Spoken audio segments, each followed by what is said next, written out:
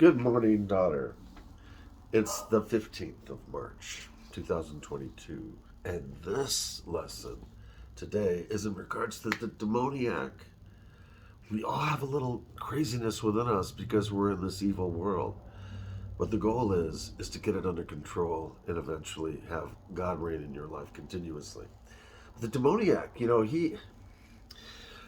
when the apostles, you'll recall, daughter, when the apostles were, and everybody else, good morning, when the apostles were in the boat going across at night, there came a terrible, terrible storm, and they were frantic. These are very hardened seamen, some of them, and this storm was exceedingly aggressive, and they noticed Jesus sleeping, and that's of course when he said, "Ah, you of little faith." He calmed the waters with one word. That's what Jesus can do. He can calm waters. Anyway, so from there they ended up across from Galilee, and they got off the boat, the 13 of them, and a man came raving, insane. He'd been known throughout the province. They chained him, they cuffed him. He was naked, frothing, cutting himself. This man was very, very, very much demonized. He would. The concept of whatever you practice at, you get better, and if you allow certain demons to come into your life and you don't give them any form of resistance, they'll invite others. They're basically, demons are looking for a residence. They're looking for a place to stay. They don't want to be cast out over empty land. They want to come back and bring 7 friends. Well, anyway, this demoniac came frothing and running, and the apostles ran back to the boat and pushed off. That was the first speedboat. Oh, by the way, Doug Batchelor, I'm a Seventh-day Adventist, anyone. And Doug Batchelor puts out some wonderful videos, and this one's called Broken Chains. So just wanted to let you know. I'm giving a synopsis of it. Anyway, so getting back, so this man, probably the most tortured man, I would think, in regards to, he was tortured. He had an ocean of demons in him, but he was also, here's a question, daughter. We know that Samson's the strongest man in the Bible, but do you know who's the strongest man in the New Testament? This man. Because they tried to chain him, and he would break the chains. He literally broke the cuffs. They could not bind him. And even though he was so strong because of all of this demonic possession, he was also the most hopeless. He felt fully and absolutely lost. There was a little part of him still deep inside but all the other part of him was absolutely possessed. I'm going to check my notes like always. Just checking. Let's see. Of course. You know what, dear? Maybe my glasses.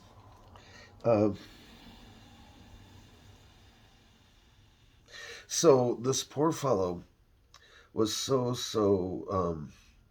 he had certain attributes that people that are highly possessed share.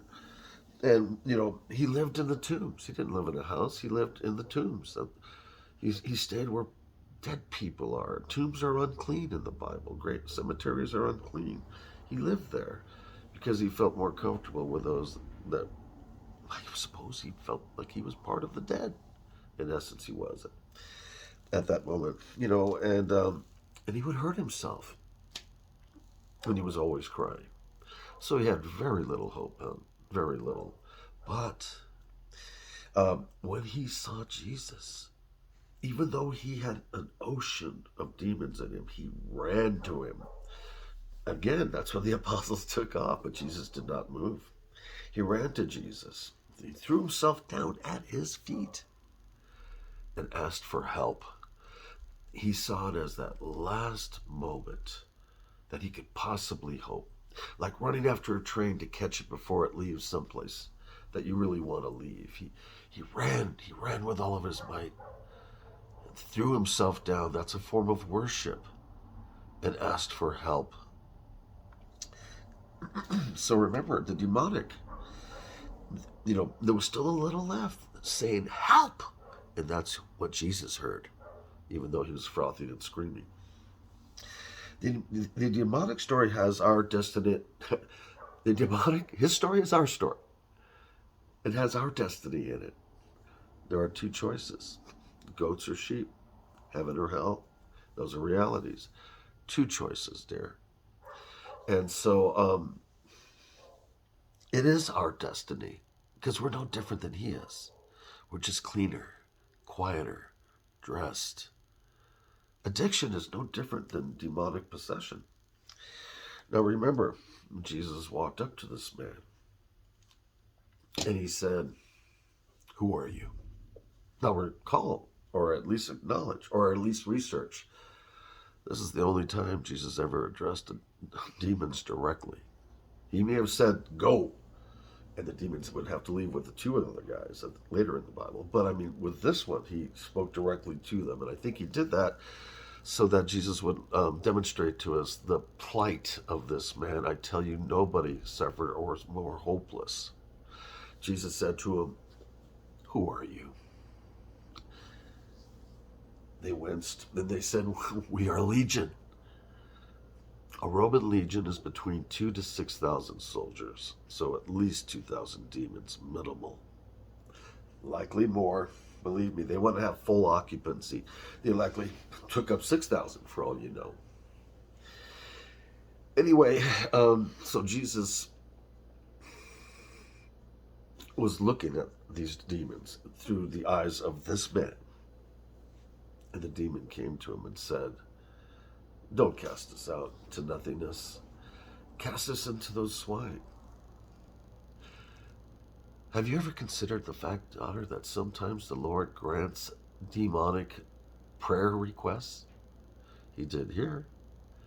When you speak to the Lord, what are you doing? You're praying.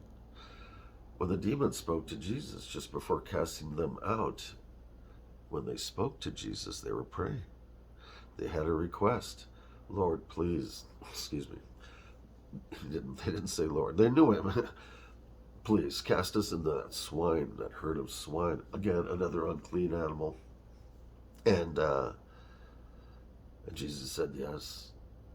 So the Lord granted the demons prayer requests, and he's done it before. When Lucifer was accusing Job, he said, "Go then. You've made this request, go, but don't touch," or don't, whatever it was he was not supposed to do. Anyway, so now once this demonic was given absolute, they sent the pig, demons went into the pigs went nuts, 2,000 pigs, 2,000, we knew the number of the pigs, they said so, they're all floating around, but they went and dove off. Now once this was accomplished, the scripture says the man literally collapsed. This is Luke 8, I believe. No, Luke 8 in the 20th verse starts there. But it's carried in 3 Gospels. I mean, it's pretty serious. They wanted this story in Scripture. But when the demons left him, he literally collapsed onto the ground. And that makes sense. He was sick. If you and I were in a hospital bed, daughter, and we were there for 3 months, and we tried to get up thinking we were going to go skipping to the exit of the hospital, no. We're going to be devastated physically. This man was devastated. He had been ill for so long that when all that animated strength, which demonic possession can give you, breaking chains, he collapsed. Now Jesus was able to touch him and restore him. And the man got up, and Jesus said, "Sit down, I want to talk to you." The man was full of praise and love. He begged Jesus if he could please go with him. He wanted to be a part. He said, no, I did this so that you can demonstrate to others. You'd be a testimony. Because he was known throughout the region. You'll be a testimony. The man came to Jesus, then he went out for Jesus. So the attitude is, addiction, is it really any different than insanity? The insanity of addiction. The horror of being jailed, the horror of desperation. Is it any different? I don't think so. I think it's just dressed better. That's what I think, doll. I really do. I've had my demons that I fight with. I'm going to get the victory. Remember, it's not win, lose, save, lost, save, lost. It's who reigns in your heart. If you have love for your brother, uh, second honey. So, with addiction, the devil does not want to let go. Pharaoh didn't want to let go of the Israelites when Moses was pull them out.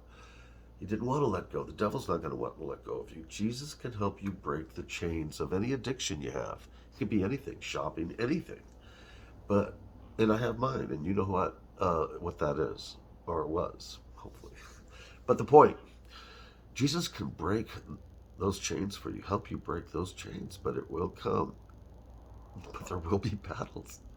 There will be battles. It's not a maybe. Okay, I'm just checking. Well, anyway, after uh, Jesus restores this man and tells him that he has a commission for him, he says, well, first, before all that, when the man collapses after the demons leave him, he's naked. He takes him down to the river and he washes him. He bathes him. Jesus bathes him. Then, as he comes out of the river, Jesus removes his outer cloak and gives it to him. Of course, I have to take a look there. Bathe. So he worshipped him and wanted to serve him. That's how we're supposed to feel. We're supposed to really be hungry to serve, and I am. In any way you can, daughter. In any way you can. In the little things or the big things, depending on your talents. We all have different talents. So this demoniac was restored completely and then was completely a different person. That's a demonstration that it can be done. But for those of us here on earth at this time, the world is so much against us. They really are. They're constantly telling you to, go and do things that are so not good, drinking and all that, partying, thinking not good thoughts. The world loves that. So, in essence, the demoniac is, he's us. When you lose your temper, you go out of your mind. Well, that's temporary demonic possession. When people go nuts, and they're really nuts, and they say later that wasn't me. I wasn't myself. And then, yeah, no, you weren't. But we give in to those things. We are to live at a higher calling. So, let's see. I think I pretty much covered pretty much of the demoniac there. So,